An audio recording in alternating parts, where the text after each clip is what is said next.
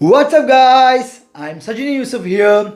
So, first of all, Happy New Year to all my buddies. So, how was your New Year? I hope you guys enjoyed it. And we are actually stepping into a new decade. And also, this year is a specialty. You know what? This year, it's a leap year. Yes, we're having February 29th on this year. So, it's actually 366 days. So, let's leave that part and let's get into the video. So, what was the last 10 years of technological advancement that actually changed our life completely? So here are my top 10 list and just check it out. So first, Apple AirPods. Yes, the infamous Apple AirPods was launched in 2016 December 13 along with the iPhone 7. At that time, for first time also flagship phone is getting removed a 3.5 audio jack. And it was not done like, coins or something. It was a purposely they did in order to get sales for the Apple AirPods, which was expensive at that time but also popular because of the design.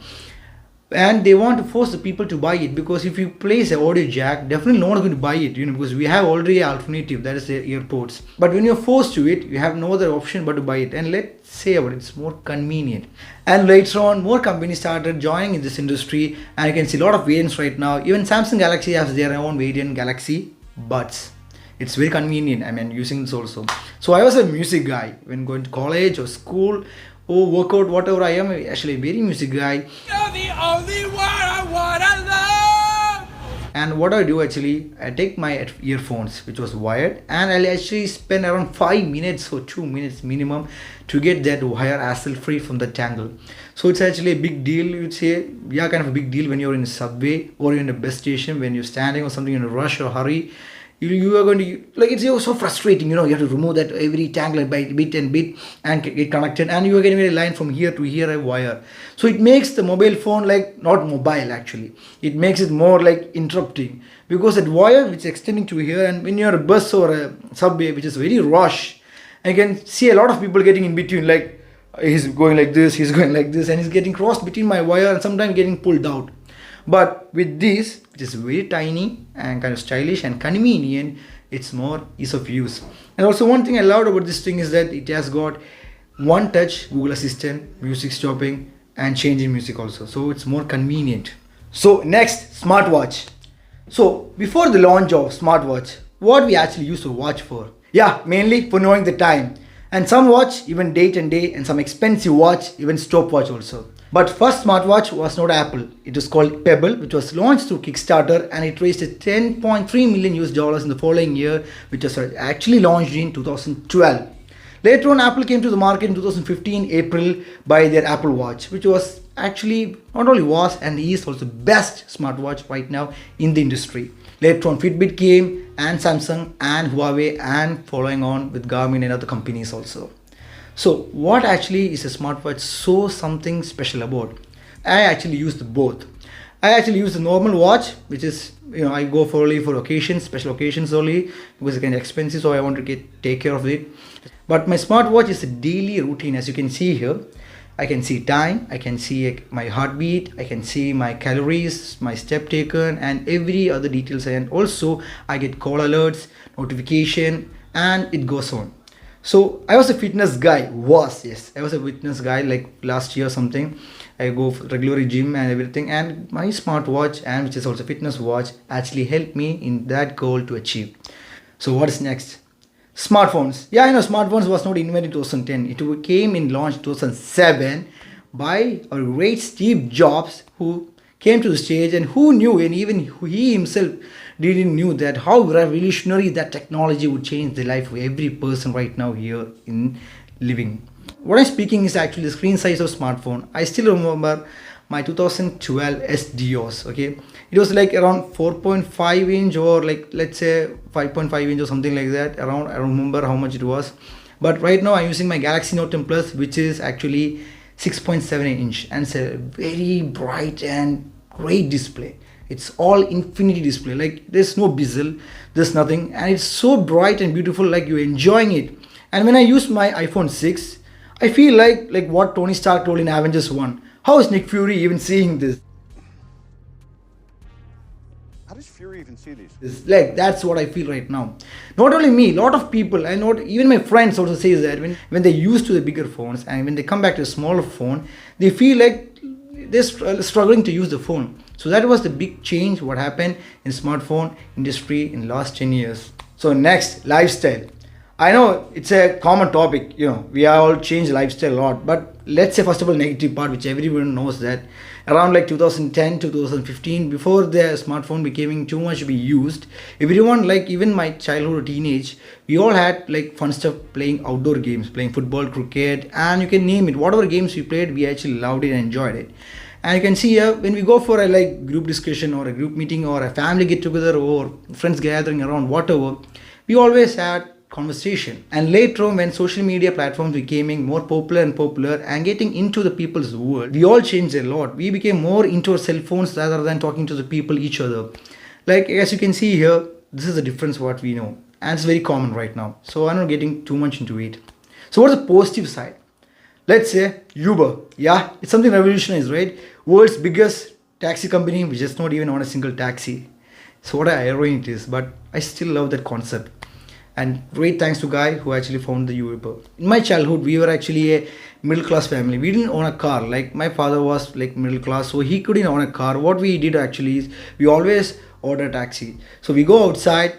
We like when taxi comes in, we say taxi we need, and when they ask the ride, what's the fare for the ride? It's like varying according to the people who's riding taxi. So maybe some guys say 10 bucks, 15, 20. So it varies. So we have to wait maybe 20 or 25 minutes to get the appropriate price or economic to be for us to use that. But right now Uber, the morning when I go for my office, it's very convenient. All I do is take my phone. When I go for a shower itself, I take an appointment and book it itself, and at the right time the taxi arrives and me get going for the office. So it's more convenient. Not only Uber and Uber Eats, which makes us more convenient in our life, that becoming more like time is becoming more efficient actually. So that was lifestyle. So next phase, specs. Yeah, I know what was specs in there, right? Only Google Lens came in and it dropped out. No, too much company came in, but Google Lens was the first company in 2013 to launch their smart glass, which was like around $1,500. Yeah, it was like very expensive, and people didn't buy because it had too many drawbacks and limitations. For this reason, it was a failed product and it dropped. But now there's a lot of company, and one of the famous company I still love is the North. They are Focals, which is like normal glasses, but they have hologram inside it and Alexa or Google Assistant. It's like Edith glasses which you see in Spider-Man. Not very close to it, but 50%. But I'm sure in future, like 2020, 2030, this 10-year gap in the future, they can bring more like similar to the Edith, but there won't be any drone strike or military strike because that's something military level. You don't need it, and they're not going to embed it in that also.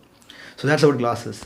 Then gaming. So what was the revolutionized in the gaming? I still remember in my childhood days, I had a PSP, a PlayStation Portable. So every day, like if I game not just, let's say the Prince of Persia was very famous at that time. So what I would do, I would ask my dad, I need a 10 bucks per day. So I collect this money for a month. So it's like 300 bucks. So I don't want to give a big deal or a big burden to my dad, but I'm just taking it little by little. And when I go for my near game station and I pay this 300 bucks one time, and my dad is like, damn, you're paying too much money for this game. I said, yeah, it's a game, it's fun, something like that. It's like, you know what I can buy with that? And it's like, yeah. Now I actually understand how much money that 300 bucks is right now, because I'm going for a job. I can understand how much money that is. So what's the difference between that time and this time is that now every parent, or like say everyone, is using a smartphone, and there's tons of game available in Play Store and both in iOS that you can download, and they're free. Let's take the famous games Clash of Clans, PUBG, Call of Duty Mobile, Candy Crush. They had inbuilt game purchases, but it's not compulsory you need them to win. If you work hard, you have dedication, you can gather all this stuff. Because I didn't even pay a single reals or single bucks for any of these games, and I still had my Town Hall 9 account, which took me 3 years for the Clash of Clans. I had a break in some time, but that's the gaming what we had. Like we are getting millions of games every day, which is generating new by new, and you get all these games free. But if you compare for PlayStation or Nintendo, you have to pay, which is like kind of expensive. So that's what revolutionized the gaming industry. So robotics. Yeah, what comes in your mind? Big machines, big military machines, and Boston Dynamics. Yeah, that's all. But actually, that's something industrial revolutionized, right? Industry got way much changed robotics. I'm going to speak about that, which is actually more and more often spoken. I'm going to speak about domestic. Yes, that's something we need at home. because robotics actually got developed and became more and more like efficient. So now I'm going to speak about what changed in domestic use, that is household use. You know Roomba, which is very famous for my robot. It's actually a vacuum robot, and as you can see here in the video, previously people used their vacuum machine, which was very burden. Trust me, I hate using vacuum machine because it takes a lot of time and cleaning is also consuming your free time. So I actually opt for the robot, vacuum robot, because it's very convenient. All you need is Alexa or Google Assistant, and they do everything around. No need even Google Assistant also. They can change everything in the application. It's all easy, convenient. You don't need to know anything. They'll do the job. All you need is to clean the bin. That's it. The job is very easy and more convenient. So next is printing. You might be wondering what's a new technological revolution in printing. Not wireless or printing or Bluetooth printing, which came a long back. I'm speaking about 3D printing. Yeah, I know it was launched in 1983 by Charles, but at the price of 100,000 US dollars. You know what you can buy at that time with $100,000? You could buy much more. But right now, you know what is the cheapest 3D printing right now we have? $200. That is around like 70,000 rupees or like 750 reals. That is how cheap it became from that $100,000 to $200. And for average you get a good price around like 1,200 reals or 2,500 reals, which is around like 35,000 or 40,000 rupees, and you get a decent good one, good quality. You can have your own model. You can have like, it's more like, let's say DIY became more fun with the 3D printing. I'm not speaking about domestic purpose, I'm also speaking about construction also. You can see day by day new construction companies are launching 3D printed homes which can be printed very fast and soon, and they're kind of strong also. Speaking of cars, what's the first thing coming in your mind? Electric cars? Yeah, Tesla. But actually they were launched in 2007. They didn't come in 2010. But what I'm speaking about is a Cybertruck. Yes, the infamous Cybertruck that was launched in November 2019. It was very popular because of its design. I've seen a lot of pickup trucks, and I myself has driven a pickup truck. So what's the difference? All are same actually. Just some comfort is difference and some power or horsepower or something like that. Not much big of difference. But what Cybertruck actually it is about the design itself. It stands out. For this reason it became very infamous, and I'm so happy that Elon Musk and his crew is kind of bringing more futuristic cars and also more efficient cars. As you can see, this Cybertruck is actually pulling the Ford F-150 up the hill. That's something crazy done by an electric car. Last but not least, yes, cashless economy. Actually it was a concept before in India. Is it possible like cashless economy? But right now, we are actually doing cashless economy. In 2012, 2013, 14, that time when I went for college, I always use cash payment.